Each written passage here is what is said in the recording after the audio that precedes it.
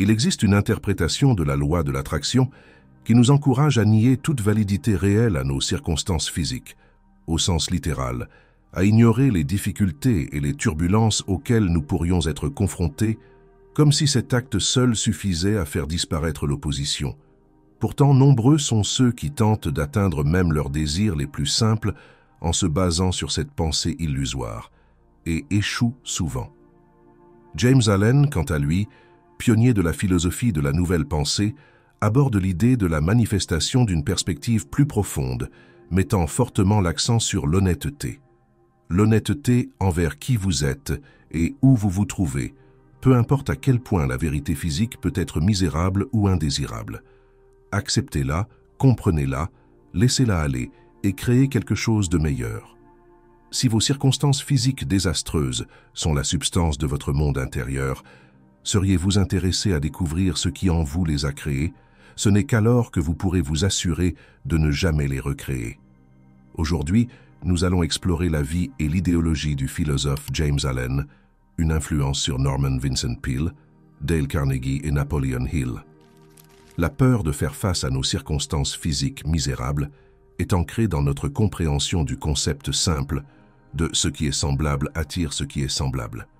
Si vous reconnaissez vos circonstances physiques indésirables comme étant réelles, alors vous vous alignez en quelque sorte avec elles et vous vous identifiez à elles, perpétuant ainsi le cercle d'une expérience de vie insatisfaisante. Bien que cela soit en accord avec tout ce que la loi de l'Assomption nous a enseigné, James Allen trouve néanmoins une utilité pratique à reconnaître ce qui est physiquement réel.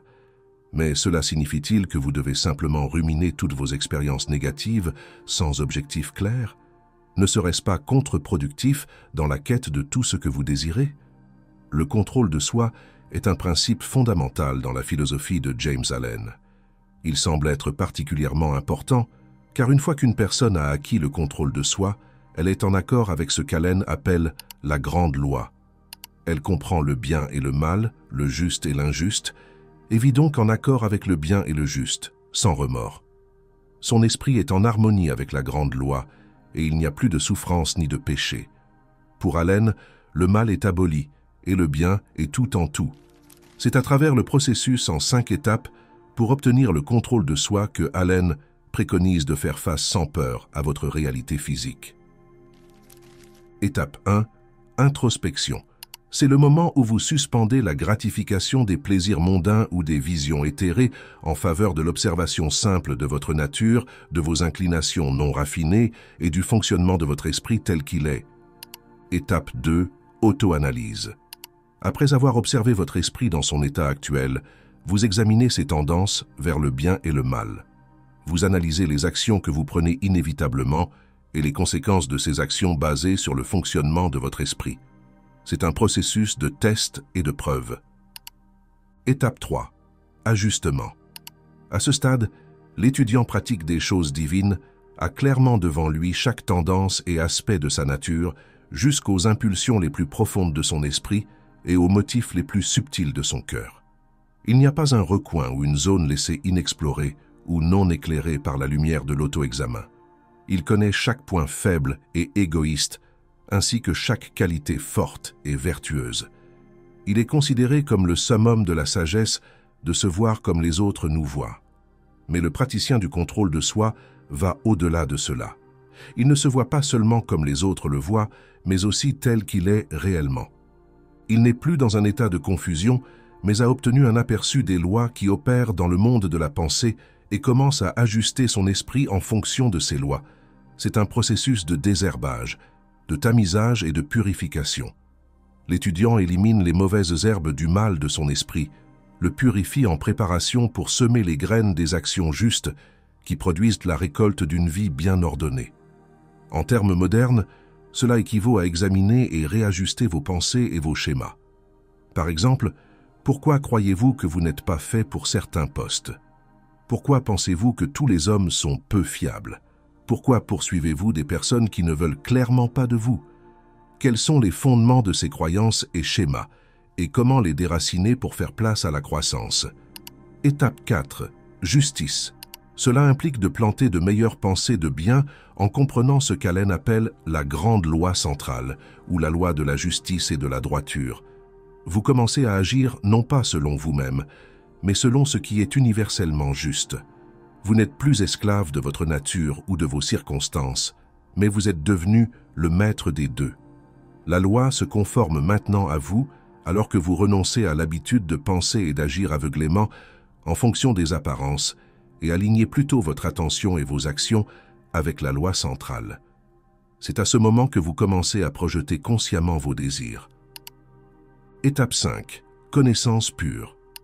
Après avoir traversé toutes les étapes précédentes, vous atteignez un point où vous avez essentiellement prouvé la loi par vous-même.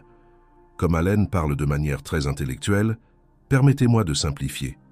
L'étape 5 est lorsque vous remarquez que vos circonstances physiques changent pour refléter votre perspective modifiée. Cela peut se manifester par une réalisation complète de vos désirs ou par des confirmations plus simples. Dans les deux cas, vous ne recherchez plus la vérification, mais embrassez un état de calme et de certitude parfaite. Cet état est l'état de souhait réalisé. Lorsque quelqu'un dit « vivre à la fin », c'est cet état qu'il évoque. Comme je l'ai peut-être mentionné auparavant, parfois la connaissance acquise à partir d'une source ou d'une philosophie spécifique n'est pas suffisante pour comprendre pleinement les enseignements. Je trouve extrêmement utile d'explorer au-delà de la loi de l'attraction ou de la loi de l'assomption pour saisir véritablement ces concepts.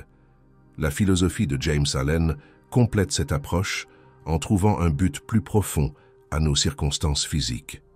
Nous pouvons utiliser notre propre souffrance à notre avantage. Cela peut être particulièrement précieux pour ceux qui trouvent difficile de dépasser les échecs, la misère et le manque. Peut-être que la clé pour vous est de reconnaître ce qui est, de comprendre la source de ce qui est, de faire des amendements, puis de le laisser aller, vous permettant ainsi l'espace mental nécessaire pour réécrire votre histoire. Les idées de James Allen sur la souffrance sont notables. Il la décrit comme une indication qu'un individu est hors d'harmonie avec lui-même et la loi de son être. Je tiens à préciser, James Allen n'était pas étranger à une profonde souffrance, perte et tristesse. Comme beaucoup, sa vie a été marquée par la pauvreté, la mort et la lutte. Élevé dans une famille ouvrière, sa mère était analphabète et son père, William, un tricoteur de l'usine, émigra à New York depuis l'Angleterre, où il fut assassiné juste 2 jours après son arrivée. À l'âge de 15 ans, James dut quitter l'école pour soutenir sa famille, suivant les traces de son père comme tricoteur dans une usine. Malgré ces difficultés, James trouva la force mentale de redéfinir sa souffrance, la transformant en un outil pour la croissance personnelle. Il croyait que l'utilisation suprême et unique de la souffrance est de purifier, de brûler tout ce qui est inutile et impur. La vie de James Allen est un témoignage de surmontage de l'adversité et de son utilisation pour atteindre la croissance personnelle et spirituelle. Malgré ses débuts difficiles, il est devenu un auteur et journaliste à succès, décédant à l'âge de 47 ans au début de 1912. Son héritage perdure à travers ses nombreuses œuvres littéraires. Il fut un auteur prolifique et un pionnier de la nouvelle pensée, ayant écrit environ 19 œuvres au cours de sa carrière. Neville Goddard, un autre géant de la philosophie de la nouvelle pensée, a influencé des figures telles que le révérend Ike, Wayne Dyer et Rhonda Byrne. Rhonda Byrne est connue pour avoir réintroduit la loi de l'attraction à une échelle mondiale sans précédent. La loi de l'assomption, bien que débattue quant à son origine, a été popularisée par Neville Goddard et a récemment connu une résurgence grâce à divers créateurs de contenu. Bien que les contributions de Neville Goddard soient significatives, explorez d'autres penseurs comme James Allen, qui ont souligné des concepts qui pourraient ne pas être abordés par Goddard ou d'autres membres de la communauté de la nouvelle pensée, peut être très enrichissant. L'accent mis par Allen sur le contrôle de soi et l'engagement sans peur avec sa souffrance actuelle fournit des perspectives précieuses pour quiconque lutte pour appliquer les lois universelles afin d'atteindre sa vision la plus haute et trouver la paix. Comprendre les enseignements de James Allen, en particulier sur le contrôle de soi et l'examen sans peur de sa souffrance, peut vous aider à construire un moi plus compétent et sophistiqué. Reconnaître que contrôler les circonstances physiques commence par le contrôle de soi est essentiel. Merci d'avoir regardé cette vidéo. J'espère qu'elle vous a plu. Si c'est le cas, merci de lui donner un pouce bleu et de vous abonner pour plus de contenu comme celui-ci. Que pensez-vous de la vidéo d'aujourd'hui et que aimeriez-vous voir ensuite? Faites-le moi savoir dans les commentaires ci-dessous.